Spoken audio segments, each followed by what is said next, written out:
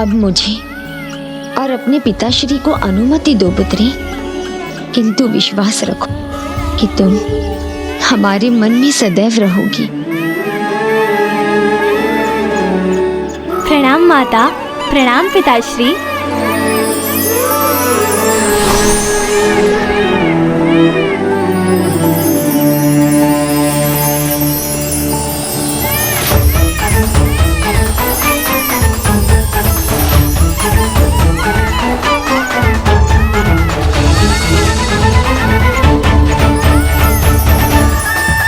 ये पुष्प कितने सुंदर हैं।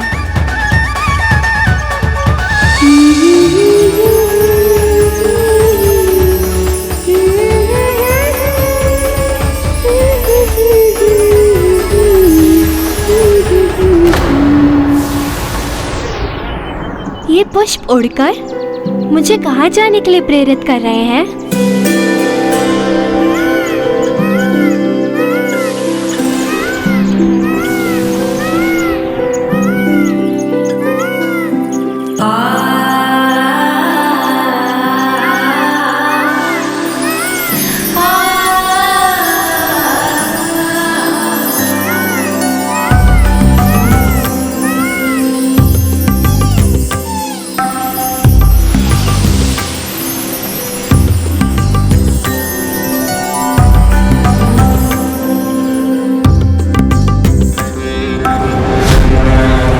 पुत्री अशोक सुंदरी कहीं आनंद में खोकर इस सीमा से बाहर न चली जाए। नहीं पुत्री, इसके आगे जाना उचित नहीं।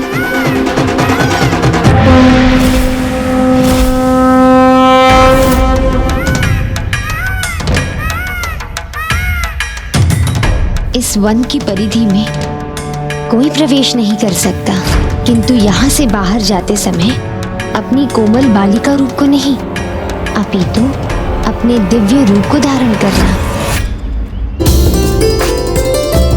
माँ, मैं कुछ नहीं भूली हूँ। मैं अपने दिव्य रूप में ही यहाँ से बाहर जाऊंगी।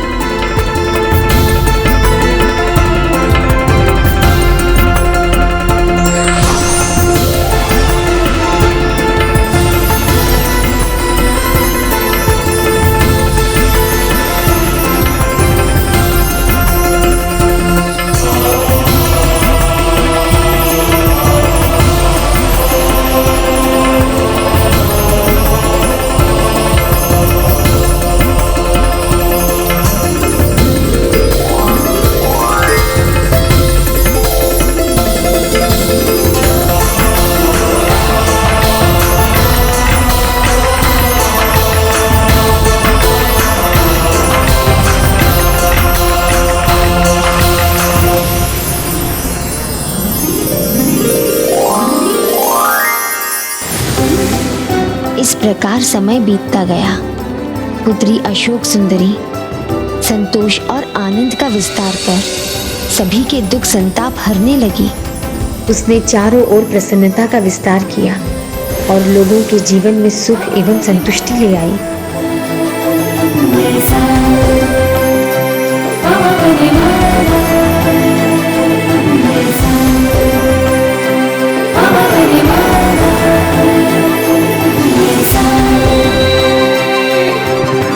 अर्थात माता निराशा से आशा और कामनाओं से संतुष्टि की यात्रा करवाने वाली दीदी अशोक सुंदरी ही है।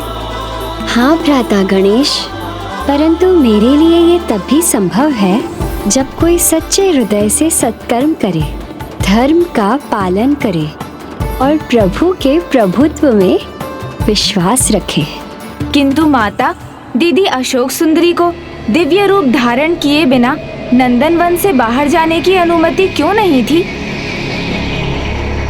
क्या उन पर कोई संकट छा सकता था? हाँ पुत्री, एक असुर था जिसने धरती पर आतंक फैला रखा था और उस असुर का नाम था हुण।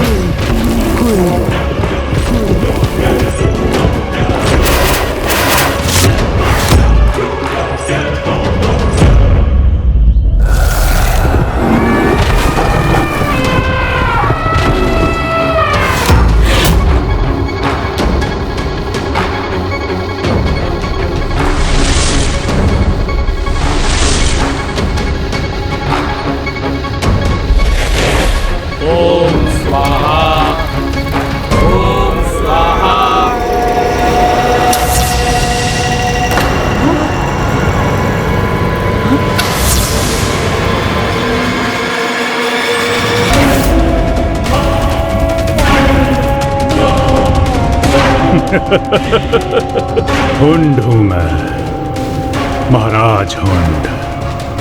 हुंड है तो कुछ भी असंभव नहीं।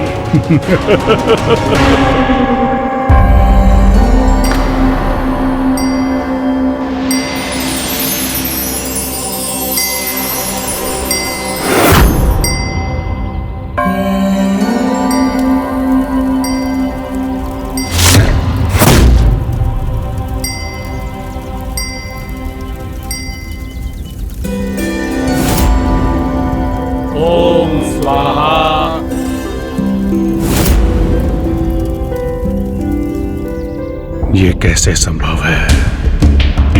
हुंड के आतंक से इन्हें किसने मुक्त किया? और ये किसकी धुन है जिसने इन सब में एक नया विश्वास जगा दिया? देखता हूं और बुझा दूंगा उसके जीवन की ज्योति को। हुंड है तो कुछ भी असंभव नहीं।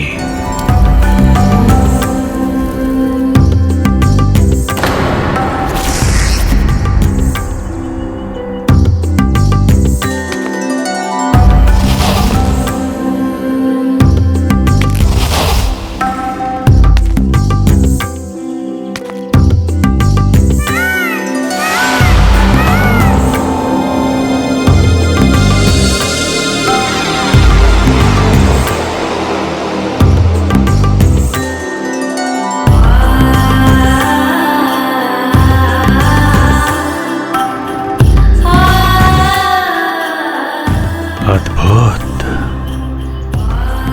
सुंदर।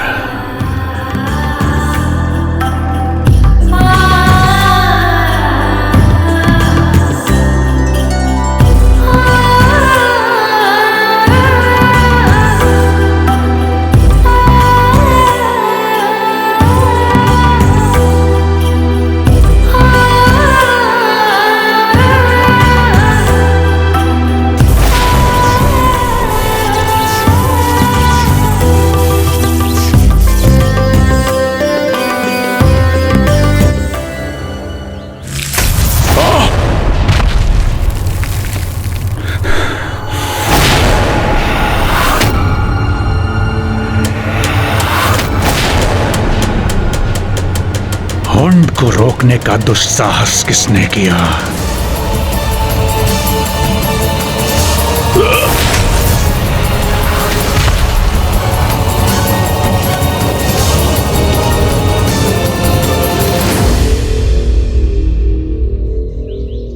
सुंदरी, हुंड हूं मैं। जहां चाहता हूं वहां जाता हूं। जो चाहता हूं उसे पाता हूं। फिर चाहे कैसा भी सुरक्षा चक्र क्यों ना हो, उसे भेदूंगा भी और तुम्हारे निकट आकर तुमसे विवाह भी करूंगा। हुंड है तो कुछ भी असंभव नहीं।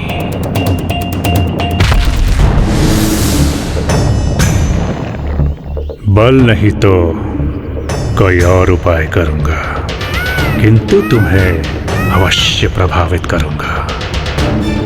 सुंदरी,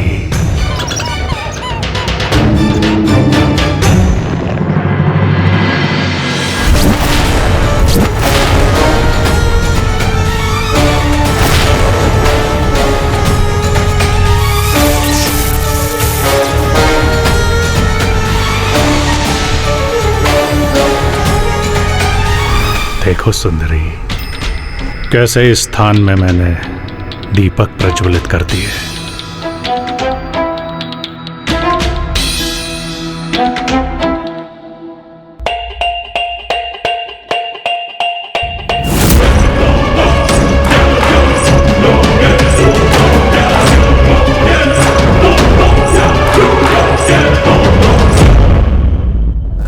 कैसे आकृष्ट करूं इस सुंदरी को मैं।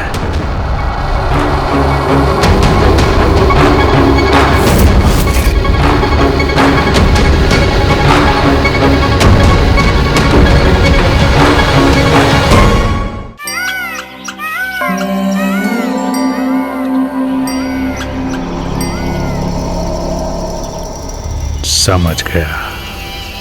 ये कोमल निर्दोष सुंदरी न तो किसी असुर से आकर्षित होगी और न किसी ऋषि से। इसके लिए तो मुझे कोई अनोखा ही रूप धरना होगा।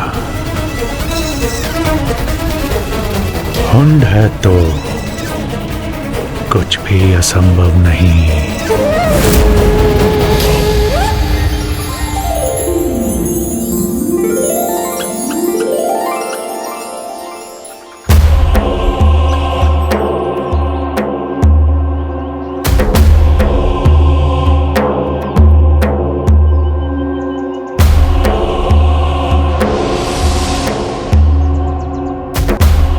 सुंदर, अति सुंदर।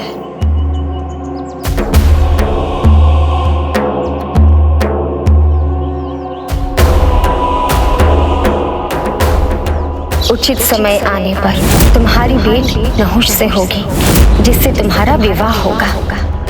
तो क्या ये राजपुरुष ही नहुष है?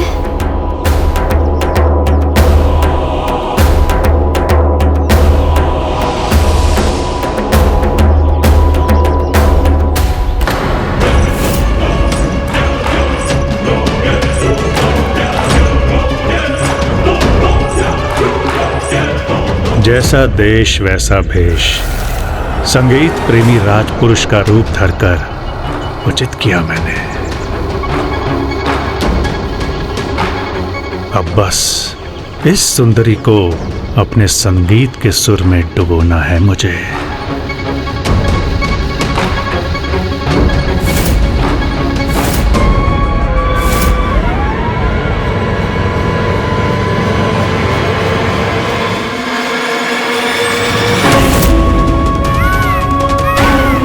कदाचित ये सुंदरी इतनी सरलता से प्रभावित नहीं होगी। मुझे संगीत का और कौशल दिखाना होगा।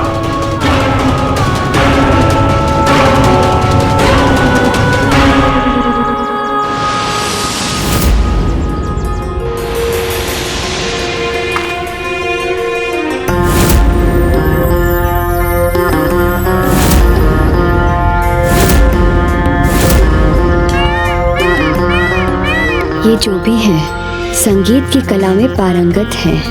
आओ सुंदरी आओ, मेरे संगीत में रम जाओ, मेरे निकट आओ।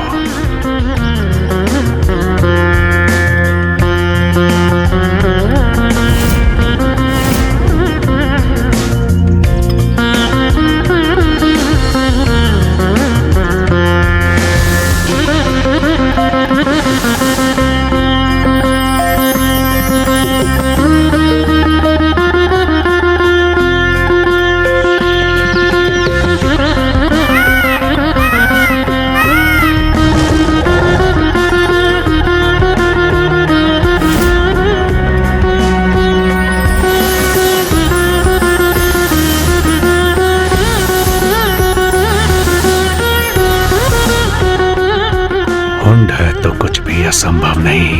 अब कुछ ही पलों की देर है, फिर मैं तुम्हें पाने में सफल हो जाऊंगा सुंदरी।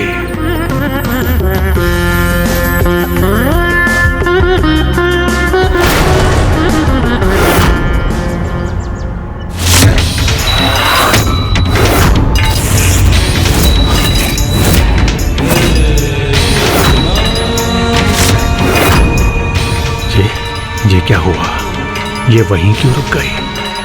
आओ सुंदरी आओ, मेरे संगीत में रम जाओ।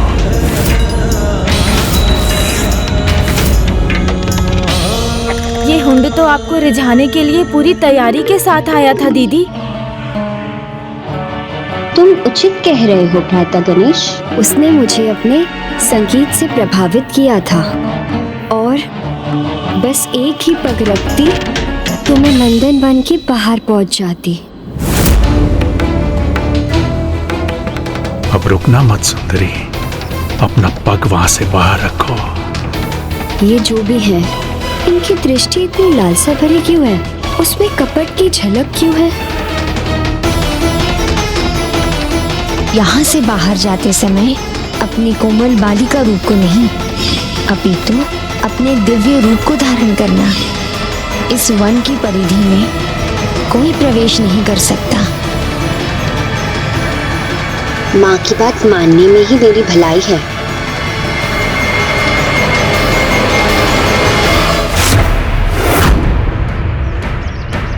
उचित समय आने पर तुम्हारी भेंट नहुष से होगी, जिससे तुम्हारा विवाह होगा।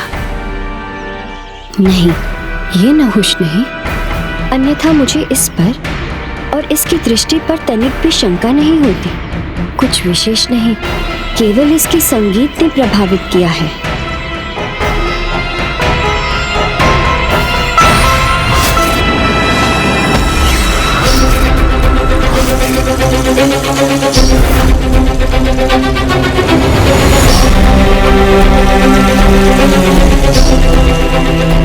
क्या हुआ देवी, आप रुक क्यों गई? क्या आपको मेरा ये संगीत भाया नहीं? आपकी डफली की ताल और वीणा का मधुर संगीत दोनों ही अत्यंत अद्भुत है। किंतु आप वही है ना जो पहले ऋषि और योद्धा रूप में भी आए थे?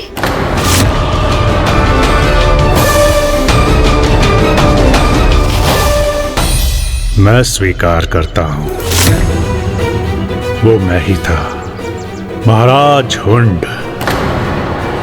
आपको देखते ही आपकी सुंदरता और सरलता पर मैं मुग्ध हो गया। आपसे प्रेम करने लगा और आपसे विवाह का इच्छुक हूं। मैं आपकी भावनाओं और आपके दृढ़ निश्चय का सम्मान करती हूँ, परंतु मैं आपसे विवाह नहीं कर सकती। नहीं कर सकती? क्यों नहीं कर सकती? इसलिए कि मैं एक असुर हूं? क्योंकि मेरा विवाह नियति ने पहले ही तय कर दिया है और मेरा मन अपने उसी वर के लिए समर्पित है। और एक बार स्त्री अपने हृदय में किसी को स्थान दे चुकी हो तो उसमें किसी अन्य को स्थान मिलना कैसे संभव है? अच्छा, कौन है वो जिसके प्रति आप समर्पित हैं? नाम क्या है उसका? और यदि उसी के साथ आपकी नियति निर्धारित है तो नियति ने उसे आपसे दूर क्यों रखा है? उचित है, यदि आपको उनका नाम जानकर ही संतोष होगा तो सुनिए। उनका नाम होगा नहुष। नहुष होगा? नाम होगा? अर्थात ये असुरराज हुन कि अभी उनका जन्म नहीं हुआ है, परंतु मैं उनकी प्रतीक्षा करूंगी।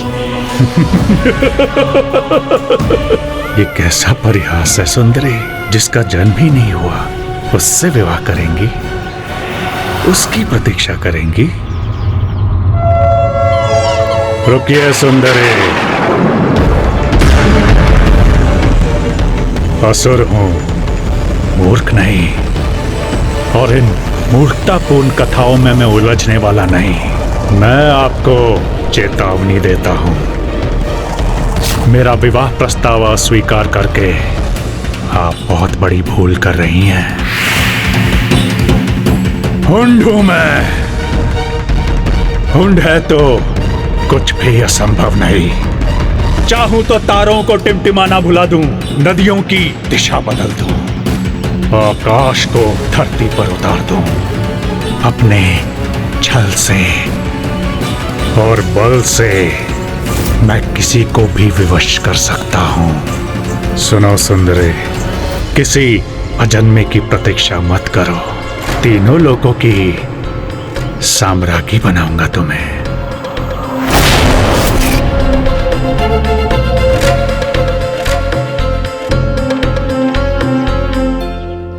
छल से, बल से किसी को भयभीत किया जा सकता है या युद्ध में किसी पर विजय प्राप्त की जा सकती है, किंतु एक स्त्री के हृदय पर नहीं, और ना ही उसे भयभीत किया जा सकता है। किंतु परंतु कुछ नहीं हूं। अपने बल, छल और सामर्थ्य का प्रदर्शन करना छोड़ दो और यहाँ से चले जाओ और फिर कभी लौटकर वापस मत आना। यदि तुमने ऐसा किया तो मैं उसे नारी के आत्मसम्मान को खंडित करने का प्रयास समझूंगी और तुम्हें शाप देकर यहीं भस्म कर दूंगी।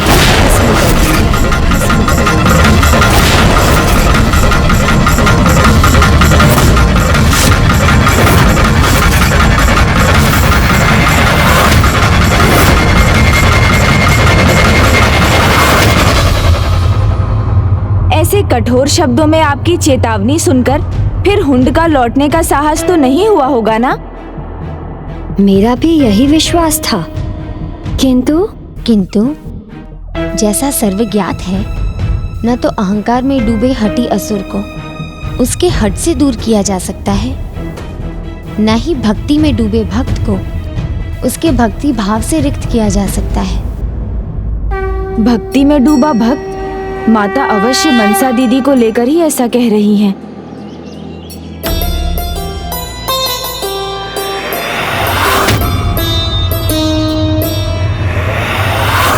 ओम नमः शिवाय, ओम नमः शिवाय,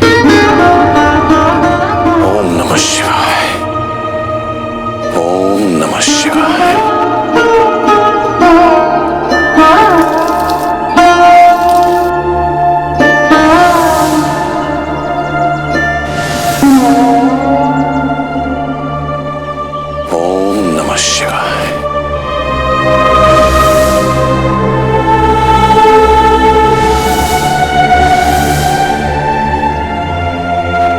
महादेव शिव शंभू, इस भोजन के लिए आपको अनेकों अनेकों धन्यवाद।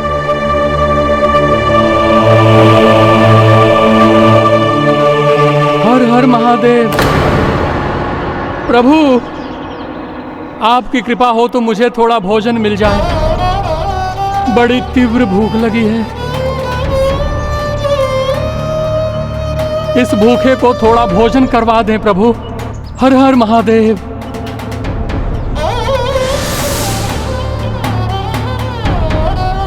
हे प्रभु, हे महादेव, ये भोजन आप ही की देन है और आप ही को समर्पित है। इस समय मुझसे कहीं अधिक आवश्यकता इस भोजन की इस वृद्ध भिक्षुक भक्त को है। घट घट में बसने वाले प्रभु, आपका तो सब में वास है, इस भिक्षुक भक्त में भी।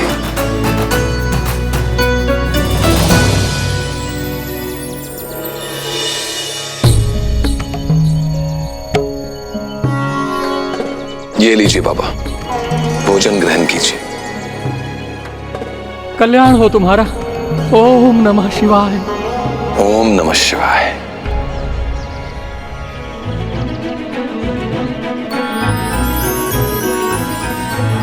मेरी भूख तो इनके मुख पर प्रसन्नता और संतुष्टि का भाव देखकर ही मिट गई।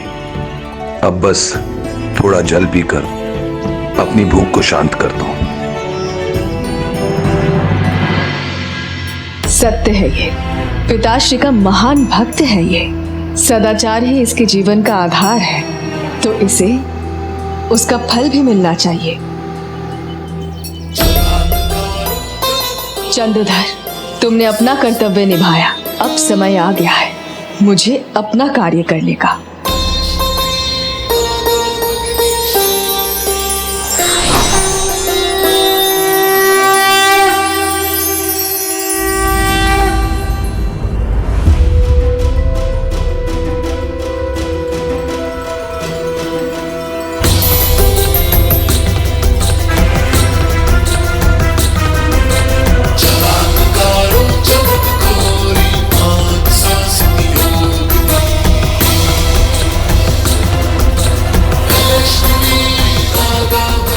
इस भोजन को पाकर इसे मेरे चमत्कार में, मेरे अस्तित्व में और मेरी कृपा में विश्वास होगा, तो धीरे धीरे इसके मन में भी मेरी भक्ति जागृत होगी।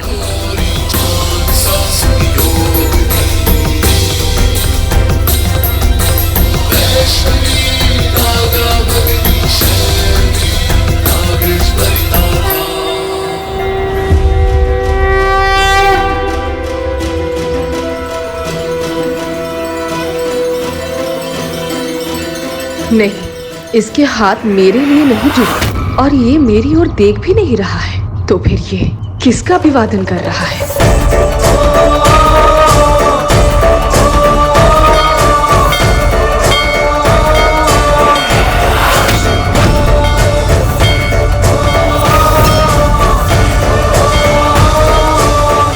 हे प्रभु, हे महादेव, मुझे ज्ञात है आप ही का चमत्कार है ये, जो आपने मुझे फिर से भोजन प्रदान किया।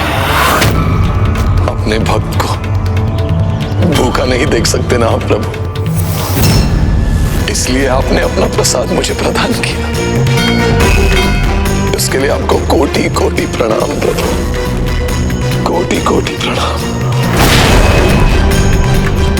शिव भक्ति के आगे तो इसे कुछ दिखता नहीं है। इसने तो मेरी ओर देखा तक नहीं। मुझे कुछ ऐसा करना होगा जिससे इसकी कल्पना का द्वार खुल जाए। धन्यवाद प्रभु।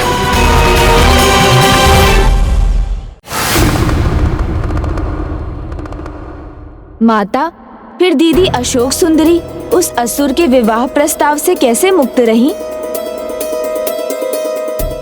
उस दिन तो वो चला गया, किंतु दुष्ट की दुष्टता कहाँ थमती है। वो तो फिर लौटने का मन बना चुका था, छल करना चाहता था। इसलिए पुत्री अशोक सुंदरी को विश्वास दिलाने के लिए कि वो फिर नहीं लौटेगा, कुछ समय तो उसने कुछ नहीं किया। किंतु फिर एक दिन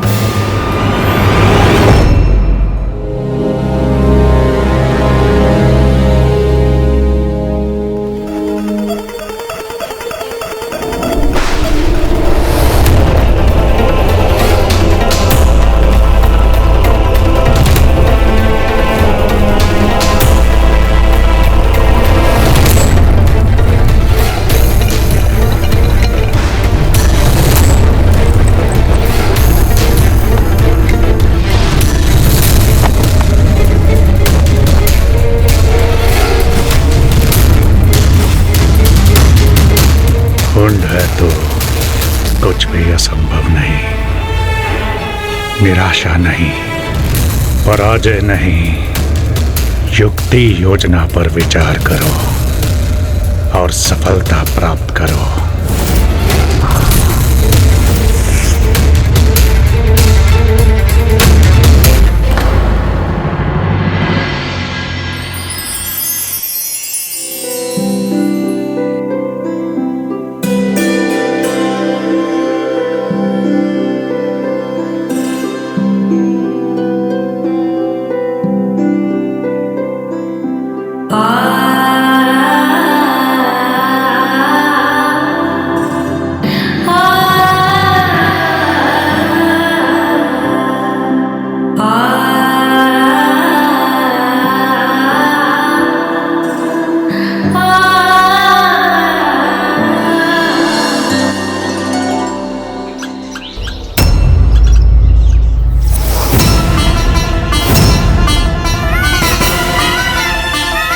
ये सब क्या हुआ है?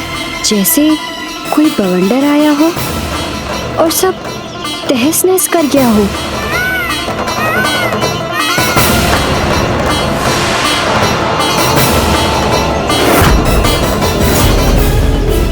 ये वृद्धा कौन है और इन्हें क्या हुआ है?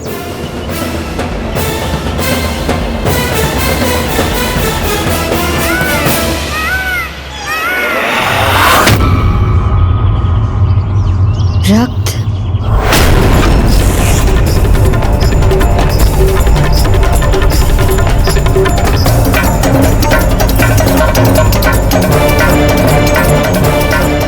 कौन हो सकती है ये?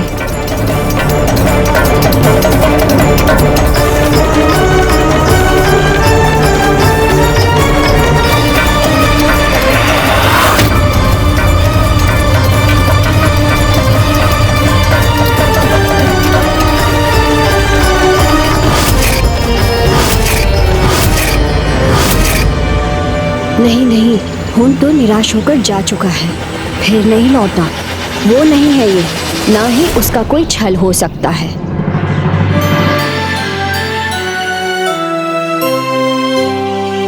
वैसे भी ये तो कोई पवित्र आत्मा ही लगती हैं, जिनके पास पिताश्री को प्रिय बेलपत्र है। मुझे इनकी सहायता करनी चाहिए।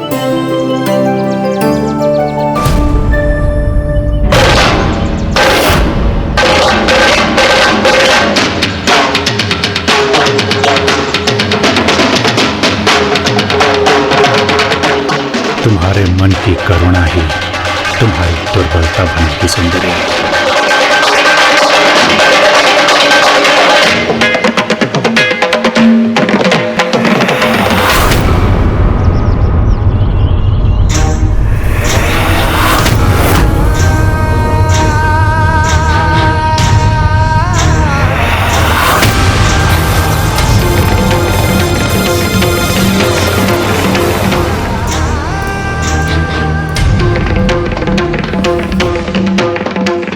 माता, माता, माता उठिए, अपनी मूर्छा से बाहर आइए माता।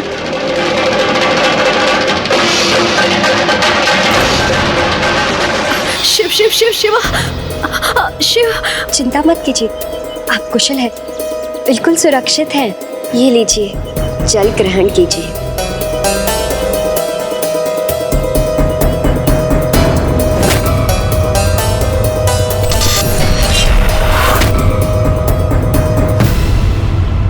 माता, आप कौन हैं और यहाँ कैसे पहुँची? मैं एक शिव भक्त हूँ पुत्री।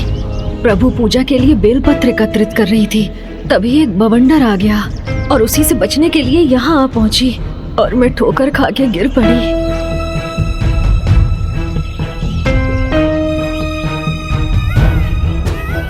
अवश्य ये वही बवंडर था जिसने मेरी रंगोली भी नष्ट कर दी। मुझे मेरी मूर्छा से बाहर लाने के लिए अनेकों धन्यवाद पुत्री। अब मैं अपने आश्रम जाकर प्रभु शिव शंकर शंभू की पूजा करना चाहती हूँ। हर हर महादेव। इस दंड की सहायता से चले।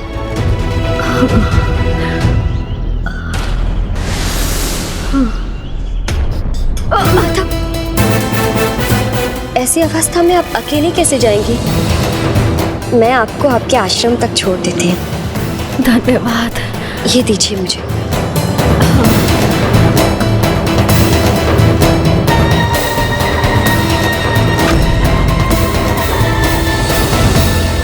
ओह, तो ये वही दुष्ट असुर था जो दीदी को छल रहा था।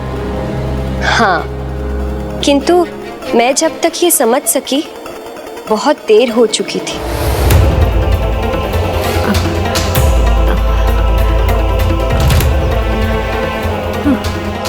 माता, आप यहाँ विश्राम कीजिए।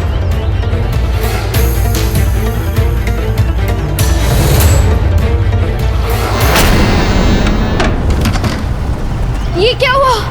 ये द्वार कैसे बंद हुआ?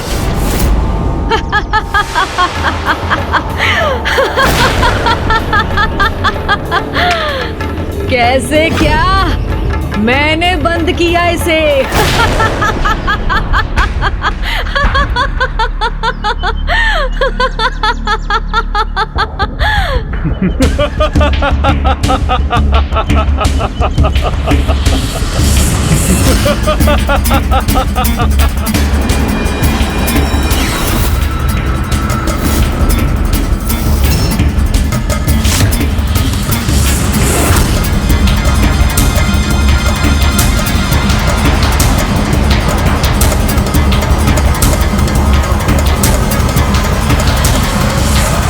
छल, बहुत बड़ा छल है ये।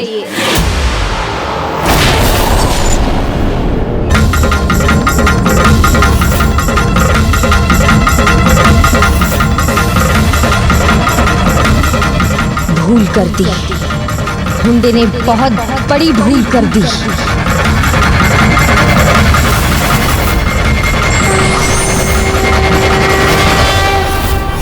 आज अपने छल से और बल से मैं तुम्हें अपनी पत्नी के रूप में प्राप्त कर लूंगा। जानती हो क्यों? क्योंकि हुंड है तो कुछ भी असंभव नहीं।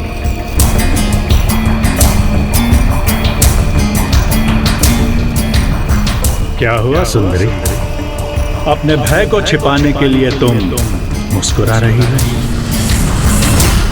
हुंड के समक्ष तो भय भी भयभीत हो जाता है, किंतु तुम्हारी ये मुस्कुराहट देखकर ऐसा लगता है कि तुमने मुझे अपने पति के रूप में स्वीकार कर लिया है। ये दुस्साहस फिर मत करना हुंड।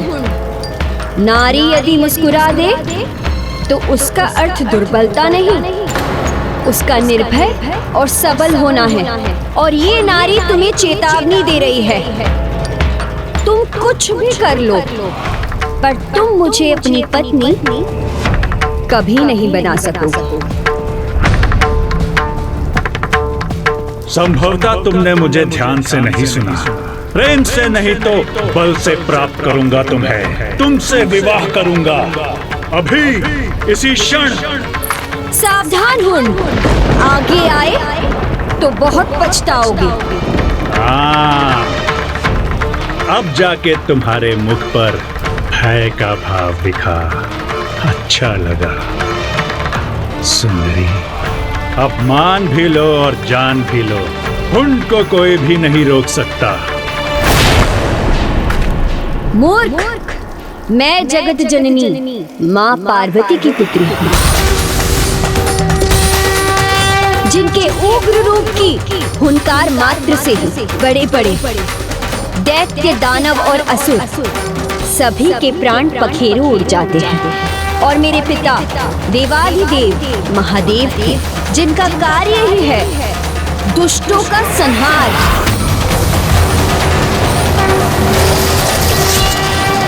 उनकी पुत्री को भयभीत करना चाहते हो तुम?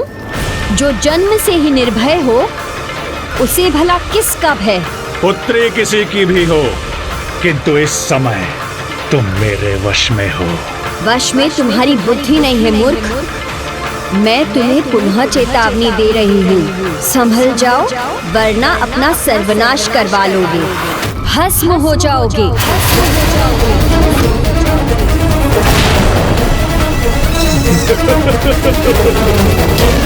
तुम्हारे माता पिता महान हैं, तो मैं भी कुछ कम नहीं।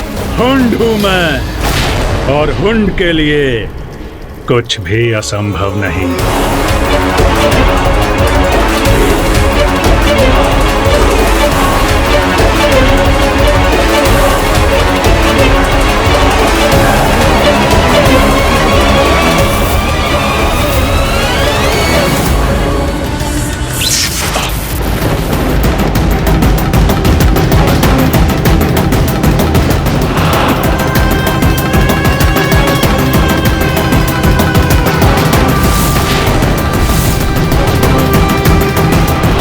इतने पाप और अधर्म किए उसने, एक नारी को छला, बंदी बनाया, उसे स्वयं से विवाह करने के लिए विवश करने का प्रयास किया, किंतु उस विद्युत प्रवाह से उसकी आंखें अवश्य खुली होंगी, उसे सद्बुद्धि आ गई होगी ना?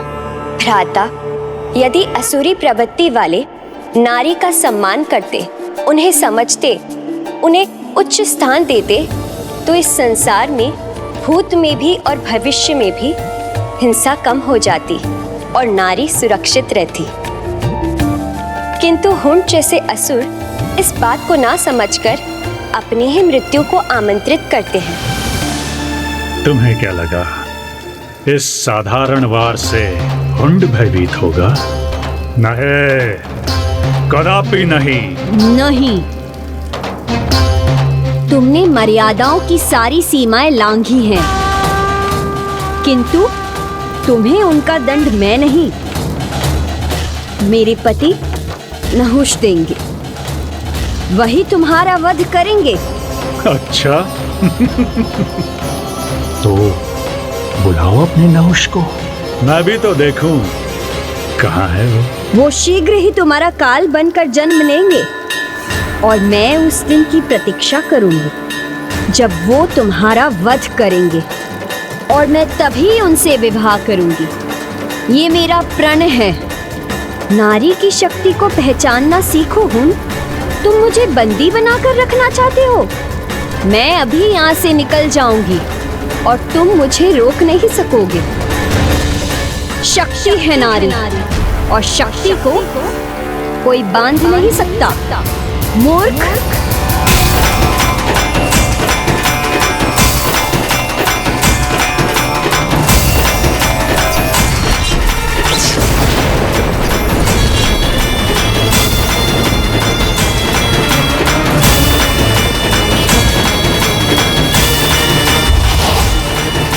तुम कहीं नहीं जा सकती सुंदरी। हाँ? ये क्या हुआ? ये यहाँ से कैसे मुक्त हो गई? शक्ति है नारी और शक्ति को कोई बांध नहीं सकता। मूर्ख।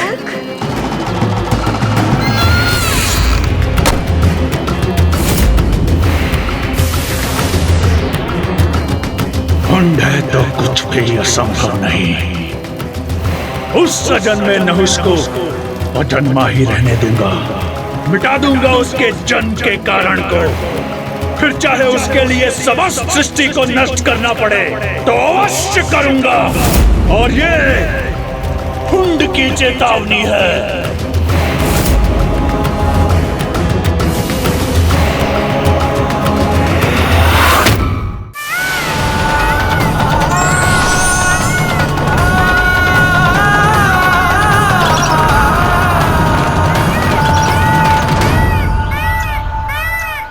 मुझे क्षमा कर दीजिए माँ।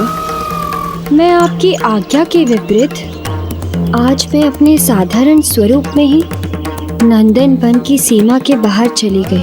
अब ये हठी असुर नहुष जी के माता पिता को ढूंढने और उन्हें आहत करने के प्रयास में अपनी दुष्टता से संसार में शोक का कारण बनेगा। किंतु मैं ऐसा होने नहीं देना चाहती। इसलिए नहुष जी के जन्म होने तक मैं उनकी और संपूर्ण सृष्टि की सुरक्षा के लिए तपस्या करूंगी। मुझे आशीर्वाद दीजिए माँ कि मैं सफल रहूं। दुष्ट हुंड की दुष्टता की कोई सीमा ही नहीं थी। वो तो संसार की सभी गर्भवती नारियों का वध करना चाहता था। ऐसा होने से रोकने के लिए देवर्षि नारद उसके पास गए और उस दुष्ट को नहुष के माता पिता का परिचय दे दिया। बस ये ज्ञात होते ही हुंड ने एक पल का भी विलंब नहीं किया और नहुष का जन्म लेते ही उनका वध करने की इच्छा लेकर पहुंच गए।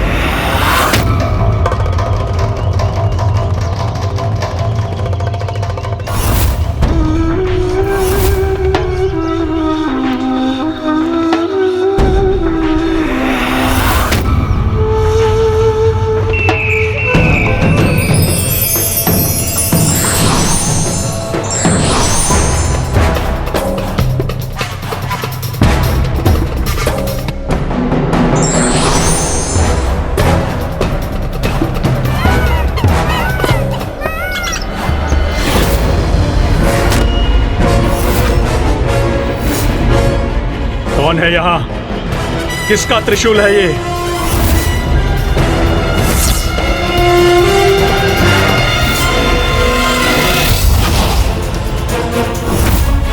इस त्रिशूल को तो मैं अपनी गदा से ही भेद दूंगा।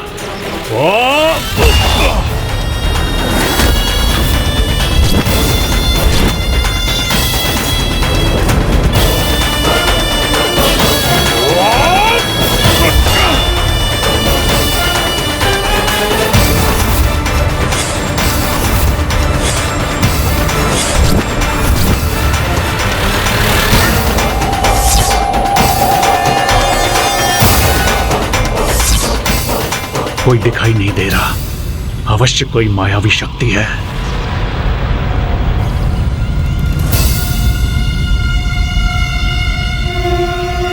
यहां इस द्वार से भीतर जाऊंगा।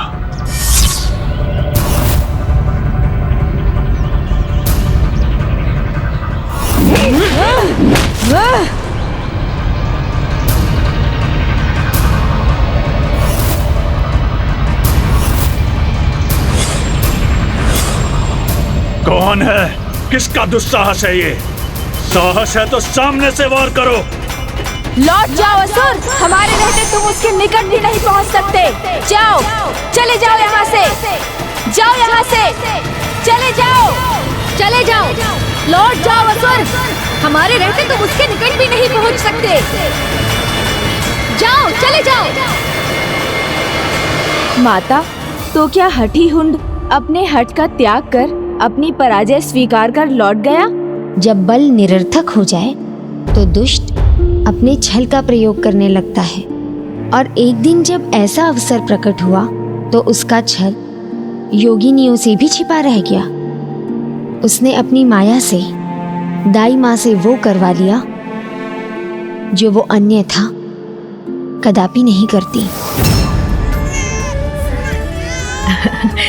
शिशु के स्वास्थ्य के लिए माँ का स्वस्थ होना अति आवश्यक है। रानी माँ, आप विश्राम नहीं करेंगी तो आप दुर्बल हो जाएंगी, फिर अपने शिशु का पालन पोषण कैसे करेंगी?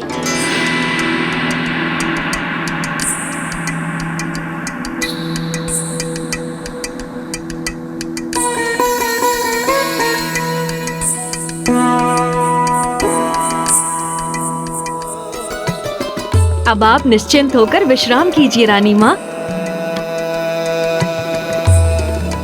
महाराज, ये तो आपके भी विश्राम का समय है।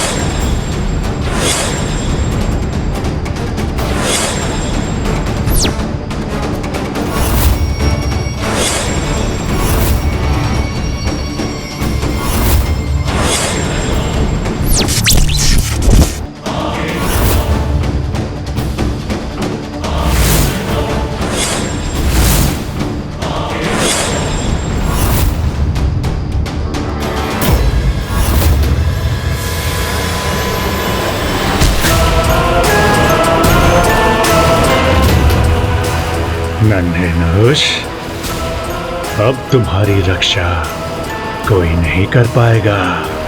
हुंड है तो कुछ भी असंभव नहीं।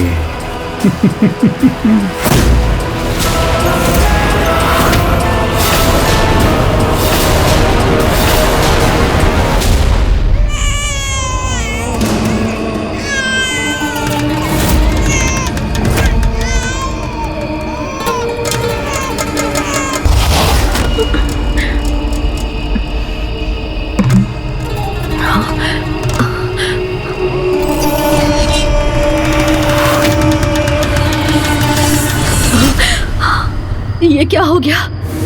ये कैसे हो गया? ये मैंने क्या कर दिया?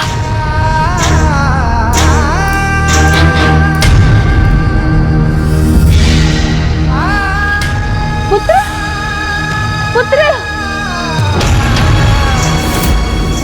पुत्र, पुत्र, मेरा पुत्र कहाँ है? पुत्र! हमें क्षमा करें माता, हम शिशु नहुष की सुरक्षा करने में असफल हो गईं। वो दुष्ट असुर उन्हें लेकर चला गया।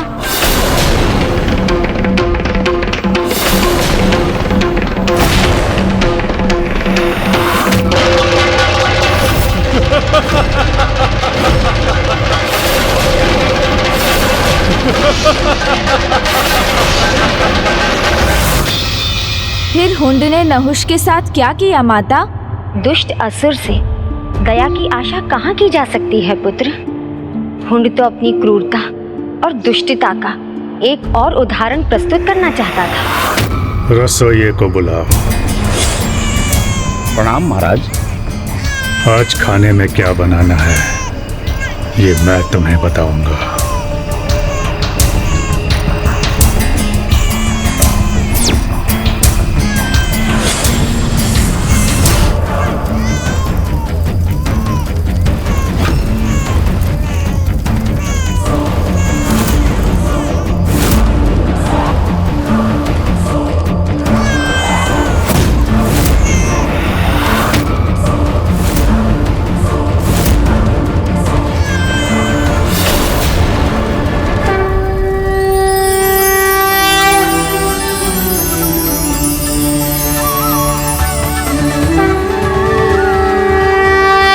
तुम्हारे समान निर्दोष शिशु को मैं मृत्यु के मुख में कैसे भेज सकता हूँ? किंतु तुम सुरक्षित हो ये महाराज हुंड को नहीं ज्ञात होना चाहिए। उसका कुछ उपाय तो करना ही होगा मुझे।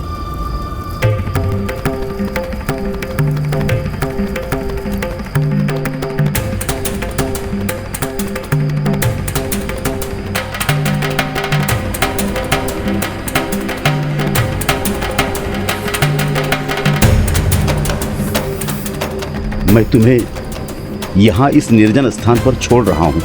आगे तुम्हारा भाग्य।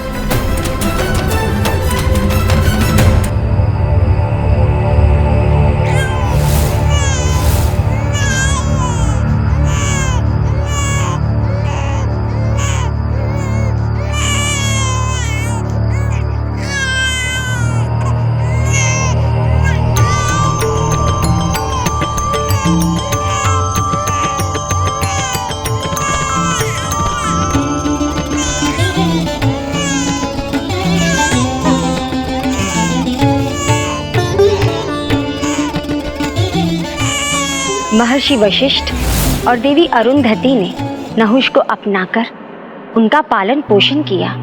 किंतु वो तो राजपुत्र थे और अपने वास्तविक माता पिता से दूर हो गए थे ना। साधारण राजपुत्र ही तो नहीं रहना था नहुष को, इसलिए उनका भाग्य उन्हें महर्षि वशिष्ठ के पास ले गया। क्योंकि नहुष को तो अपने जीवन में महान राजाओं और योद्धाओं के कुल का आरंभ करना था, जिसके लिए ज्ञान और पराक्रम दोनों की आवश्यकता थी। और महर्षि वशिष्ठ से गुरु रूप में उन्हें ये सब प्राप्त हुआ, जो कदाचित राजभवन में रहकर संभव नहीं था। किंतु उनके माता पिता तो उन्हें खोकर बहुत विचलित हो गए होंगे ना माता? माँ की ममता माँ भली भांति समझती है, इसीलिए माँ ने उनके दुख को समझते हुए उसका निराकरण भी किया। प्रभु ये कैसा अन्याय! प्रभु ये कैसा अन्याय है! आपने हमें पुत्र भी दिया और अब उसे छीन भी लिया। प्रभु कहाँ है हमारा पुत्र? वो सुरक्षित है भी या नहीं? हम उसे फिर कैसे प्राप्त करें प्रभु? माँ सुनिए हमारी गुहार, हमारा कष्ट दूर कीजिए माँ।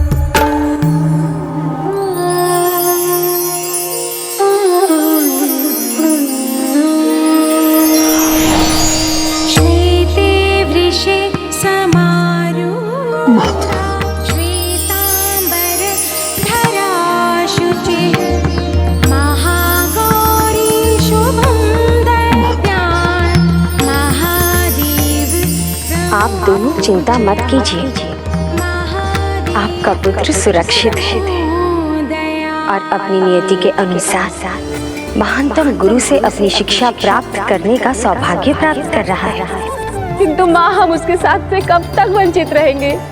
जो कष्ट आज आपको हो रहा है, विश्वास रखिए, समय आने पर आपको इससे मुक्ति भी मिलेगी और आपका सुख दुगना होगा जब आप मेरा संकेत पाकर नंदन बन जाएंगे। तो आपको अपने पुत्र और पुत्र वधू दोनों का साथ मिलेगा।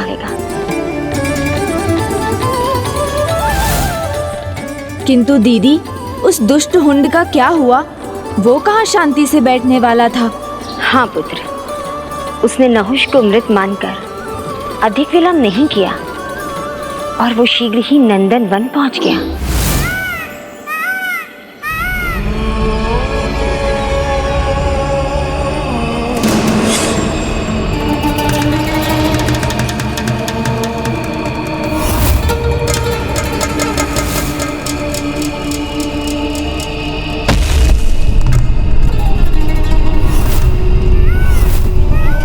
अशोक सुंदरी, तुम्हारा ये तप व्यर्थ है, क्योंकि जिसके ध्यान में तुम बैठी हुई हो उस नहुष को तो मैं अपना भोजन बना चुका हूं।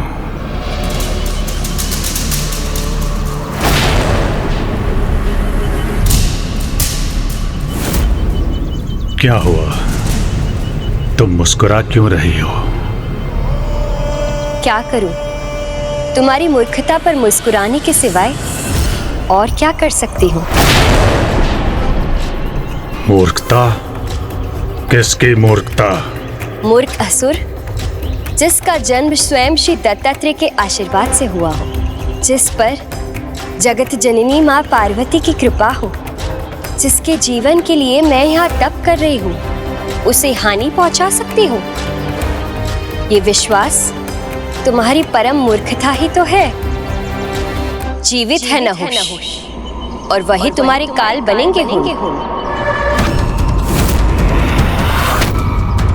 तो जाओ, अब तुम उनकी प्रतीक्षा करो। तब तक मैं यही तप में रहूंगी।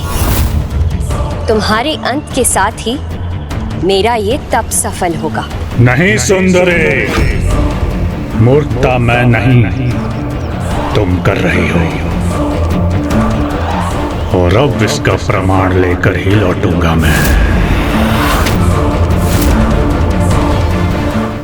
माता, तो क्या हुंड को ज्ञात हो गया कि रसोइये ने शिशु नहुष का वध नहीं किया था? हाँ पुत्र, जिसके दंड स्वरूप उसने रसोइये का वध कर दिया।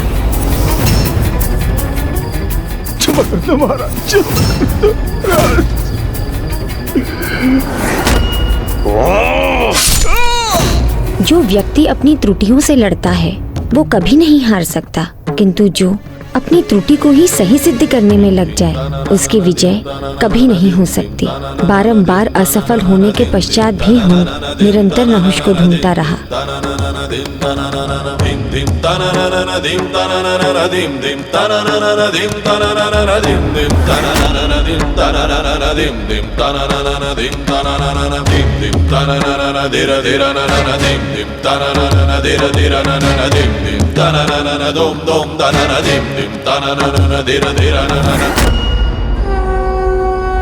तो नहुष तो सुरक्षित थे, महर्षि वशिष्ठ के आश्रम में शिक्षा प्राप्त कर रहे थे।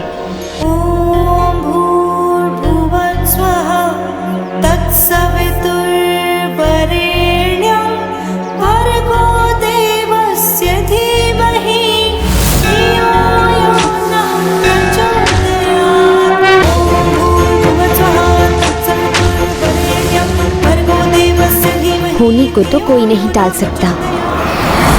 वो दिन भी आ गया जब नहुष अपनी शिक्षा संपन्न कर तैयार थे और नियति ने उन्हें वहां पहुंचा दिया जहां उन्हें होना चाहिए था। उत्तम पुत्र नहुष, तुम्हारी शिक्षा संपूर्ण हुई। तुम सर्व समर्थ और सारी कलाओं में निपुण हो। गुरुदेव, मैं जब भी आपसे पूछता था तो सदा एक ही उत्तर पाता था कि मुझे मेरे माता पिता का ज्ञान तभी होगा जब मैं अपनी शिक्षा समाप्त करके अपने जीवन का उद्देश्य पूर्ण कर सकूंगा। नंदनवन जाओ पुत्र, वहीं तुम्हें तुम्हारे सारे प्रश्नों के उत्तर प्राप्त हो जाएंगे और अपने माता पिता से भी भेंट वहीं होगी।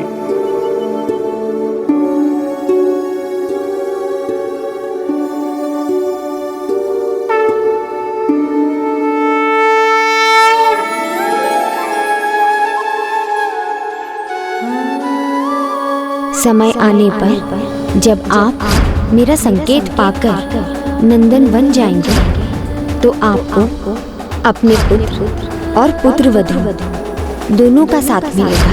हाँ प्रिय, ये अवश्य माता का संकेत है। हमें शीघ्र नंदनवन की ओर प्रस्थान करना चाहिए।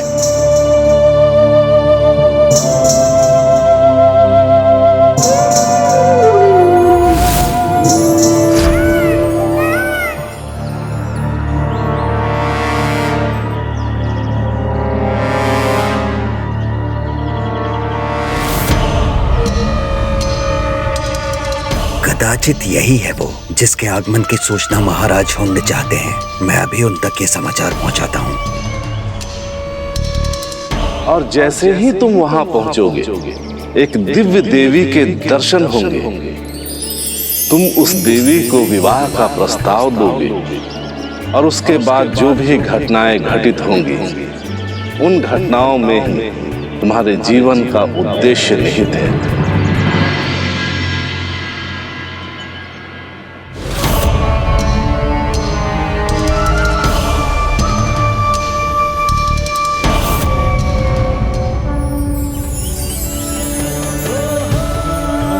हे देवी, मुझे नंदनवन में प्रवेश करने की अनुमति दीजिए। मैं आपसे विवाह करने का इच्छुक हूँ। मैं आपसे विवाह करने का इच्छुक हूँ। नहुष हूँ मैं, नहुष हूँ मैं।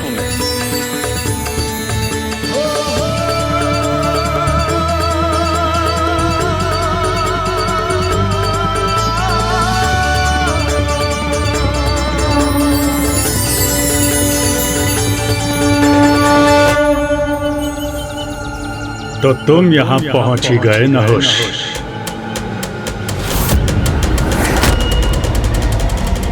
अब आएगा आनंद।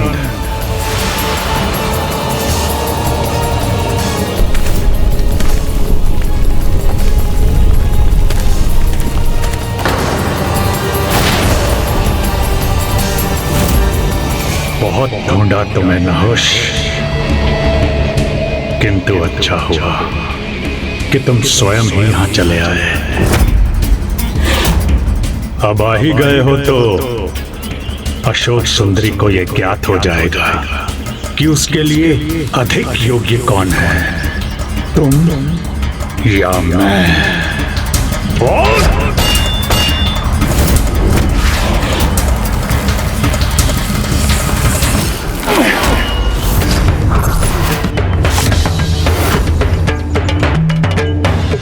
जो भी घटनाएं घटित होंगी, उन घटनाओं में ही तुम्हारे जीवन का उद्देश्य निहित है।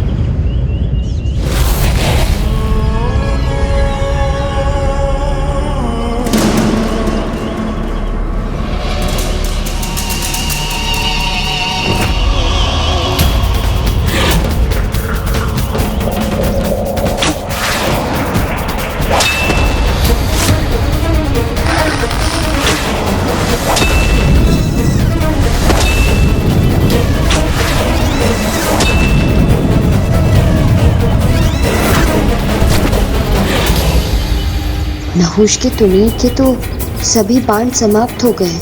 ये अंतिम बाण ही शेष है।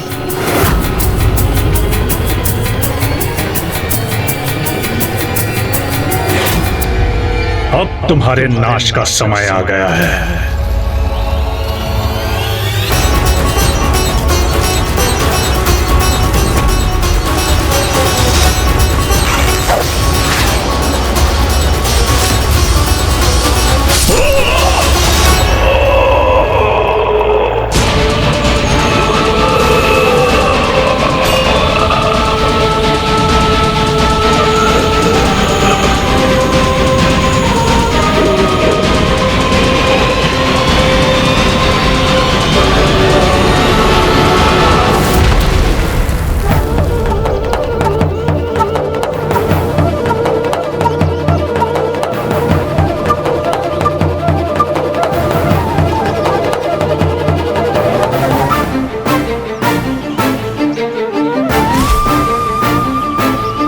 स्मरण करो, क्या कहा था मैंने?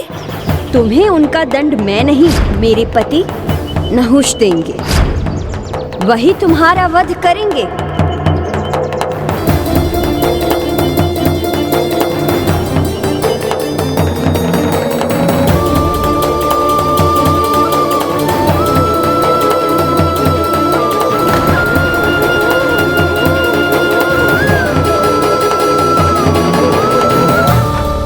और हुंड की मृत्यु के बाद पुत्री अशोक सुंदरी और नहुष का शुभ विवाह हुआ। विवाह के उपरांत नहुष और पुत्री अशोक सुंदरी की अनेकों प्रतापी संतानें हुई। नहुष को प्रजापति राजा की पदवी प्राप्त हुई।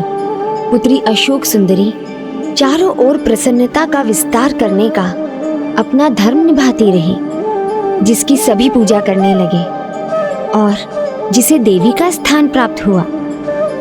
अपने भ्राता का प्रणाम स्वीकार कीजिए दीदी। माता। हाँ पुत्र, मुझे ज्ञात है कि अभी तुम्हारी जिज्ञासा शांत नहीं हुई। अब तुम अपनी बहन ज्योति के बारे में जानना चाहते हो।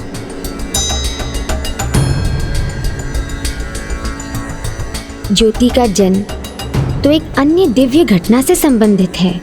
वो दिव्य घटना थी कार्तिकेय का जन्म। भ्राता का जन्म तो पिताश्री के असीम तेज से हुआ था ना?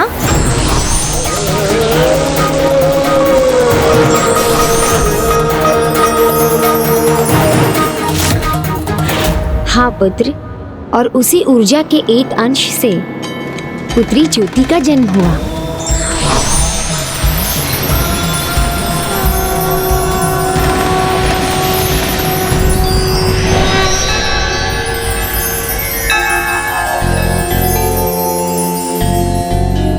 प्रभु की उस असीम ज्योति से उत्पन्न होने के कारण इसका नाम ज्योति पड़ा। पुत्र, सभी भक्त अपने इष्ट देव की पूजा दीपक प्रज्वलित करके करते हैं। भक्तों के इसी प्रेम और इसी श्रद्धा के कारण पुत्री ज्योति को देवी स्थान प्राप्त हुआ। प्रिय,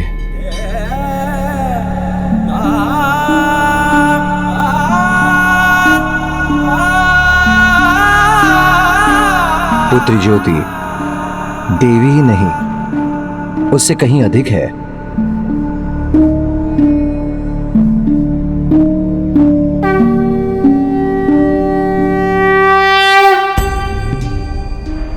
वो कैसे पिताश्री?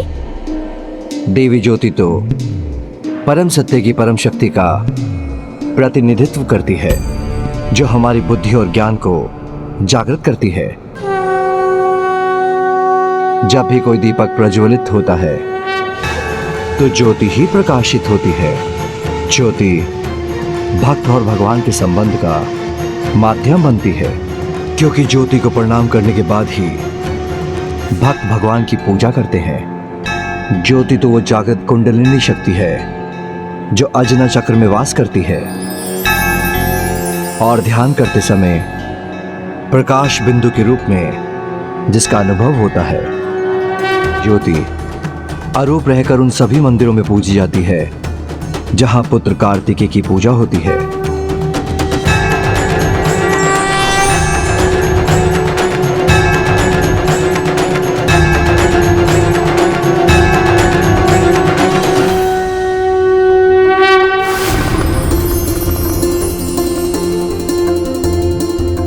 दीदी ज्योति, आपके इस अद्भुत रूप के दर्शन कर हम धन्य हुए।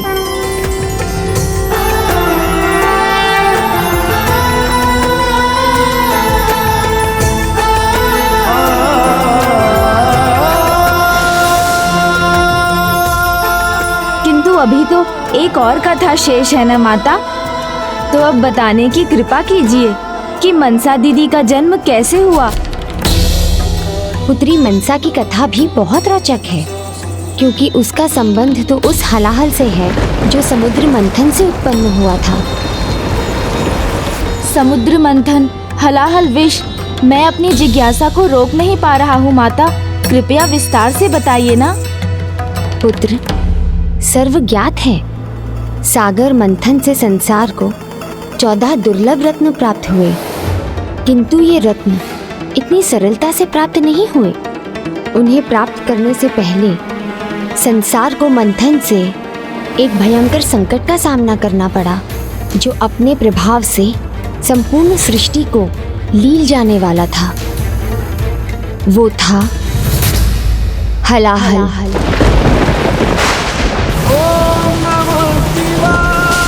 हलाहल विष, जिसे स्वयं पिताश्री ने अपने कंठ में धारण किया और सृष्टि की रक्षा की थी।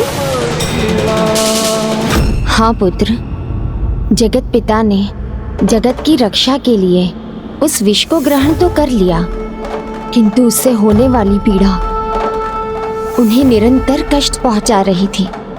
सभी की पीड़ा हरने वाले जगत पिता महादेव के लिए भी वो पीड़ा असहनीय हो उठती थी, और उसके परिणाम स्वरूप सृष्टि को भी उसकी पीड़ा का प्रकोप सहना पड़ रहा था। तब प्रभु अपने ध्यान से संसार की पीड़ा को स्वयं अपने ऊपर ही ले रहे थे।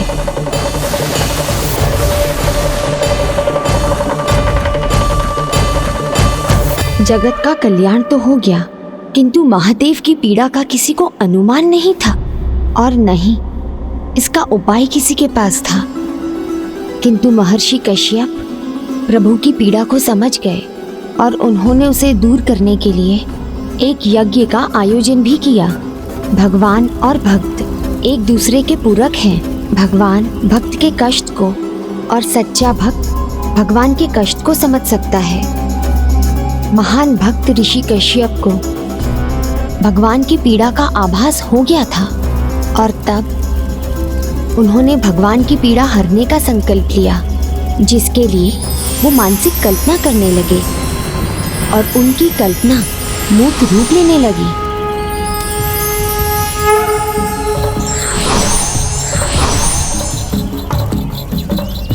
स्वाहा।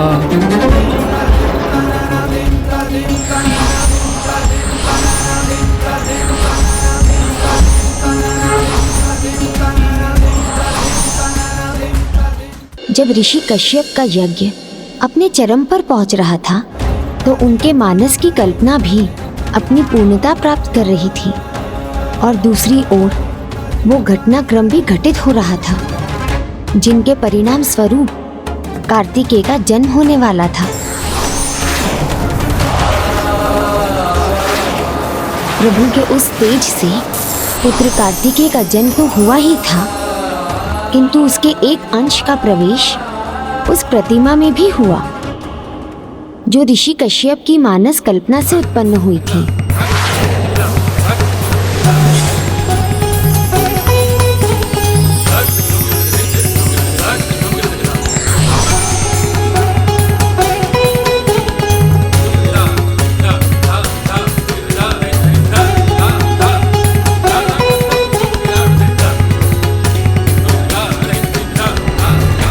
देवी, आपका जन्म महादेव की कृपा से हुआ है। हे ऋषिवर, किंतु मैं कौन हूँ और मेरा जन्म किस उद्देश्य से हुआ है? आपका जन्म महादेव के तेज से हुआ है, इसलिए आप महादेव की पुत्री हैं, और उनकी कृपा से आप मेरे मानस की कल्पना का मूर्त रूप है। इसीलिए आपका नाम है मनसा। मनसा। हे ऋषिवर, मुझे मेरा नाम देने के लिए कोटि कोटि धन्यवाद। और अब आप मुझे मेरे जन्म का उद्देश्य बताने की और मार्गदर्शन करने की कृपा कीजिए।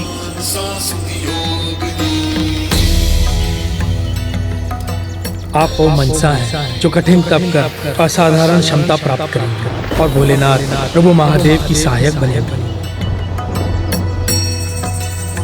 संसार में आप नाग माता के रूप में भी विख्यात होंगे। सबको आपके विराट रूप के दर्शन प्राप्त होंगे।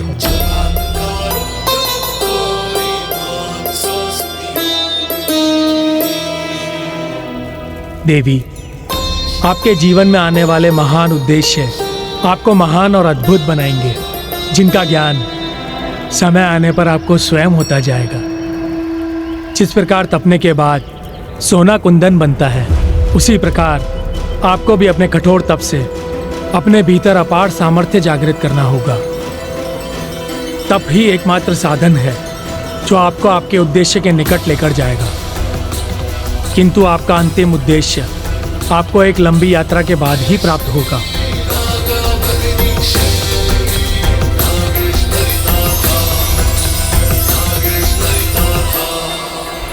ऋषि कश्यप के शब्दों में स्पष्ट संदेश था जिसे पुत्री मनसा ने स्वीकार किया। ऋषिवर से आशीष प्राप्त कर उसी क्षण कठोर तप के लिए प्रस्थान किया।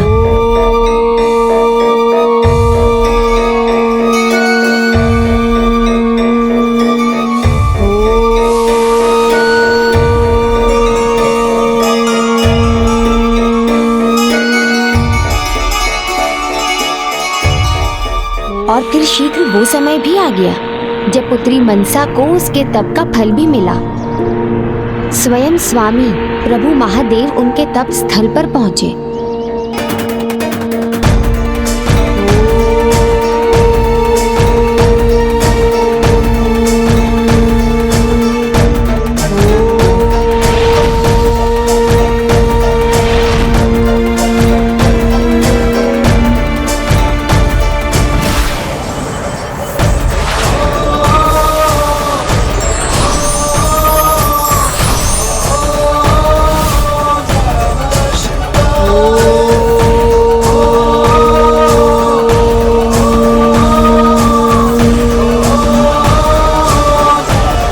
पुत्री,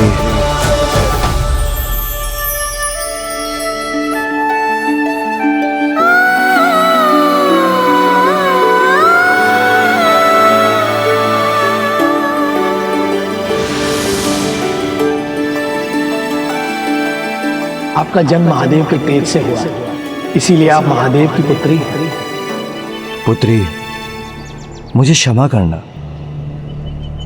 मैंने तुम्हारे तप में बाधा उत्पन्न की। नहीं पिताश्री, आपके दर्शन पाकर ही तो मेरा तप पूर्ण हुआ है पिताश्री। पुत्री, तुम्हारी सरलता, सहजता, निष्ठा और तुम्हारे मधुर वचनों से मैं अति प्रसन्न हुआ। तुम्हें यहाँ नहीं, तुम्हें अपने पिताश्री के साथ कैलाश में होना चाहिए। क्या तुम मेरे साथ कैलाश चलोगे?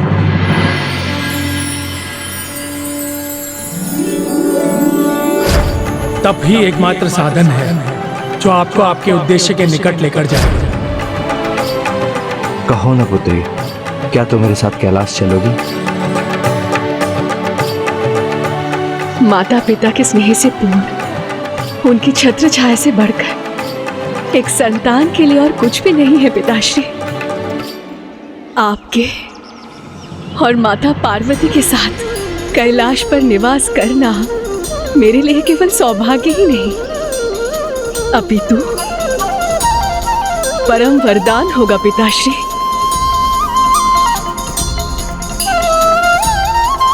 मैं अवश्य ही चलूंगी आपके साथ। फिर तो कैलाश में दीदी मनसा का स्वागत बहुत धूमधाम से हुआ होगा ना? नहीं,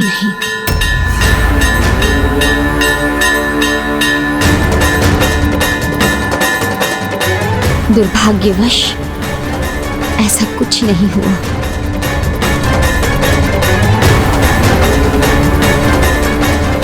क्यों माँ? ऐसा क्यों नहीं हुआ? क्या बाधा थी उसमें?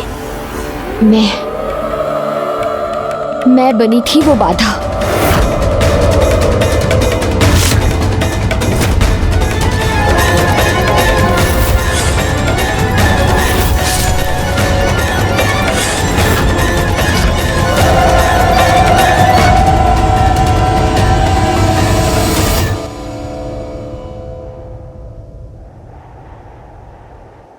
आओ पुत्री, कैलाश में प्रवेश करो।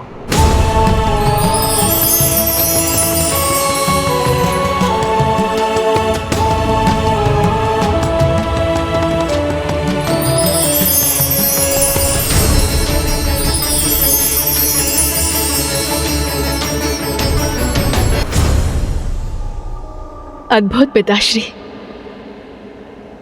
सर्वथा अद्भुत। पुत्री, आज से कैलाश ही तुम्हारा निवास है।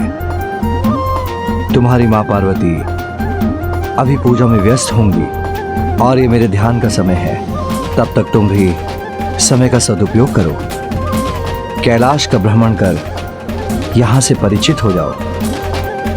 उनकी पूजा और मेरे ध्यान के संपन्न होने पर मैं तुम्हारा परिचय कैलाश के अन्य वासियों से और तुम्हारी माता से कराऊंगा।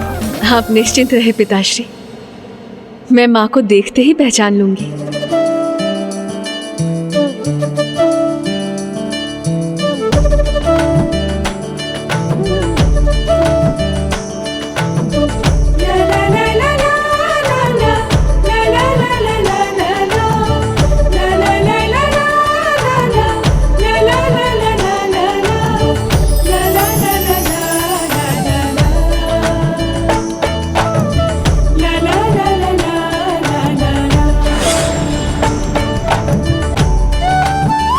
कौन है ये देवी जो इतनी स्वतंत्रता से कैलाश में भ्रमण कर रही है? उस दिशा से कितनी पावन ऊर्जा का प्रवाह हो रहा है।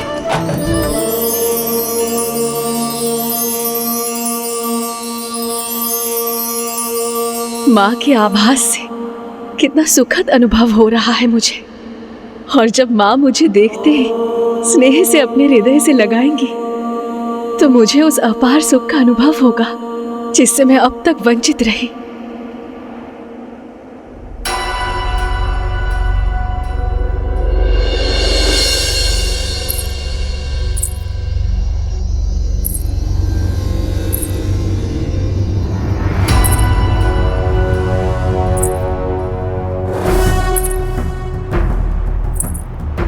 कौन है यहाँ?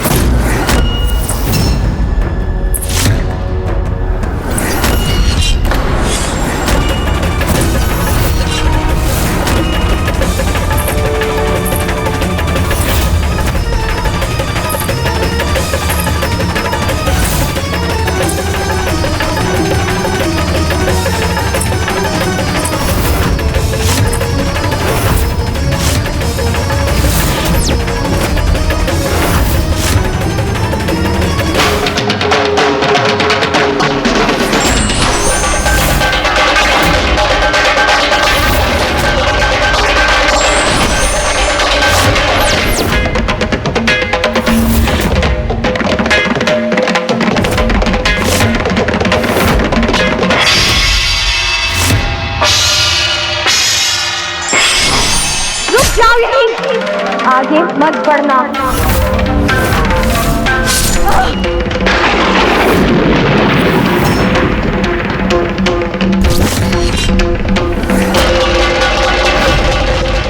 कौन हो तुम जिसने कैलाश में मेरी आज्ञा टालने का, अपनी मनमानी करने का दुस्साहस किया है?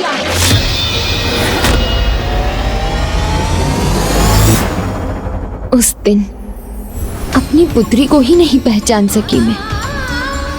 उस पर अपने शूल का प्रहार कर दिया।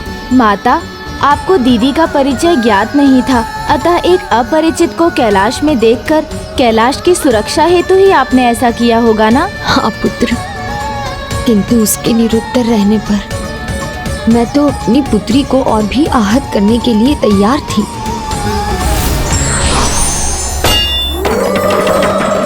परिचय दो, अन्यथा मेरे क्रोध का सामना करो।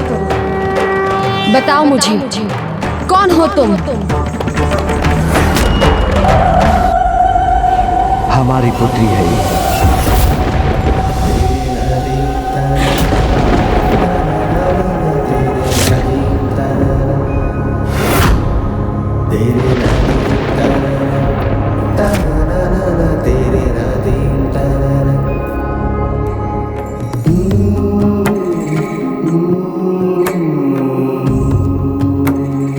हमारी पुत्री? हाँ प्रिय, ये हमारी ही पुत्री है।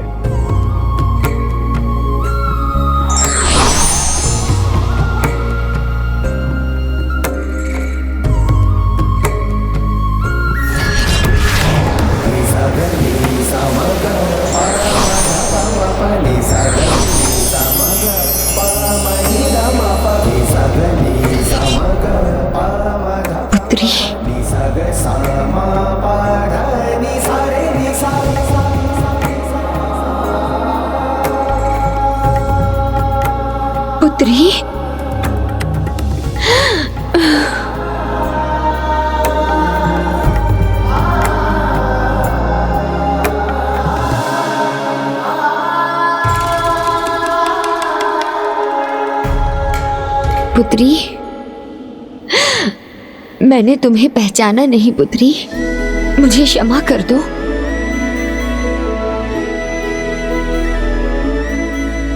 नहीं माता, भूल आपसे नहीं हुई है, भूल तो मुझसे हुई है। आपने मुझे इतना रोका, मैं फिर भी नहीं रुकी। मुझे आपसे भेंट जो करनी थी माता। मेरी भूल को अपनी भूल बना लिया तुमने।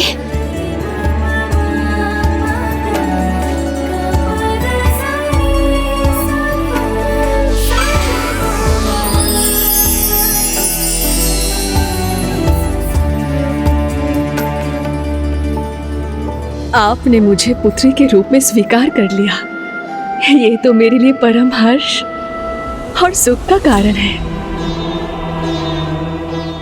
आप दोनों की स्नेह वर्षा से आनंदित हूं। आप दोनों की सेवा करूंगी और अपना जीवन धन्य करूंगी। ये मेरा अधिकार है माँ। आप मुझे अपनी सेवा करने से नहीं रोकेंगी। आज का ये दिन सबसे सुखद दिन है। मैं तो बस यही कामना करती हूँ माता कि मैं इसी प्रकार आप दोनों की छत्र छाया में रहूं। आपकी इस पुत्री को और कुछ नहीं चाहिए माता, और कुछ भी नहीं। पुत्री, अब तुम यहाँ पहुँच गई हो, अब तुम सदैव यहीं रहोगी। हमारे साथ।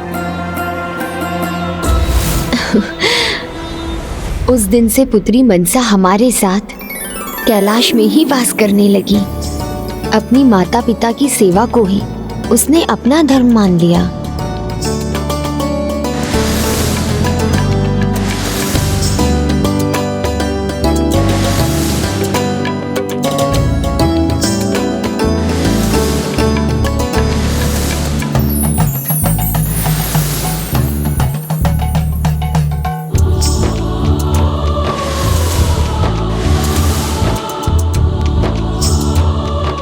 पुत्री, तुम मेरी और अपनी माँ की सेवा में सदा तत्पर रहती हो।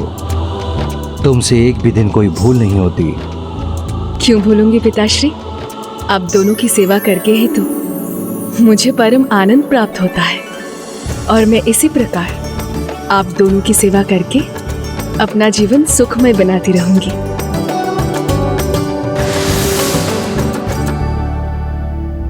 तुम्हारे भाग्य में अधिक समय सुख नहीं मेरी पुत्री, इस बात का मुझे दुख है।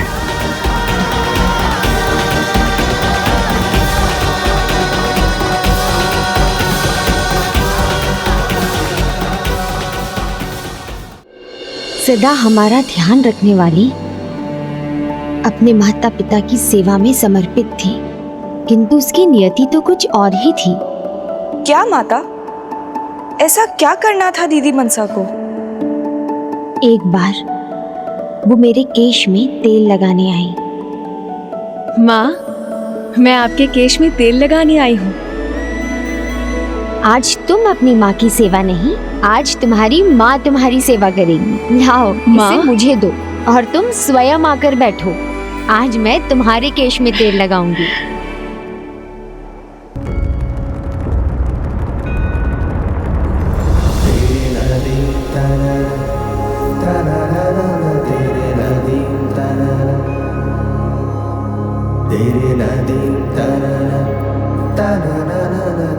माँ, अब से तो मैं आप ही से केश में तेल लगवाया करूंगी। ये तो बहुत ही सुखमय अनुभूति है।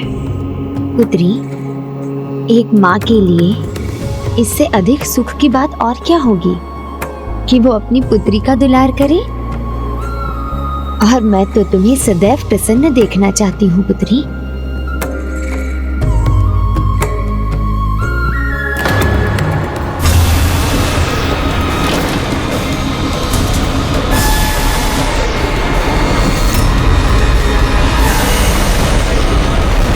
माता, ये क्या हो रहा है? फूल मुरझा क्यों रहे हैं?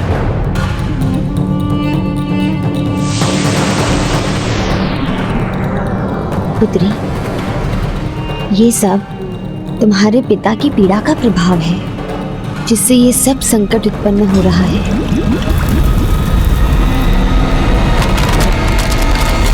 पुत्री, स्वामी ने समुद्र मंथन से उत्पन्न हुए हलाहल का पान इस संसार की रक्षा के लिए किया था। तभी से उनके कंठ में स्थित उस हलाहल के कारण उन्हें अत्यंत पीड़ा का अनुभव होता है।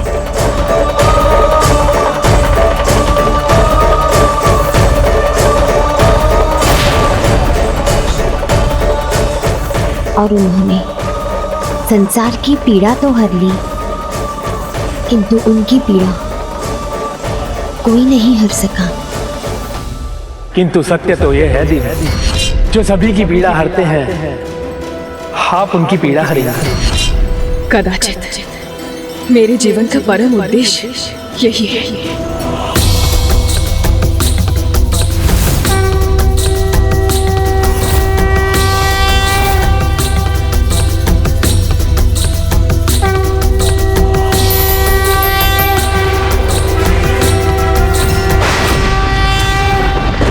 पुत्री, मनसा,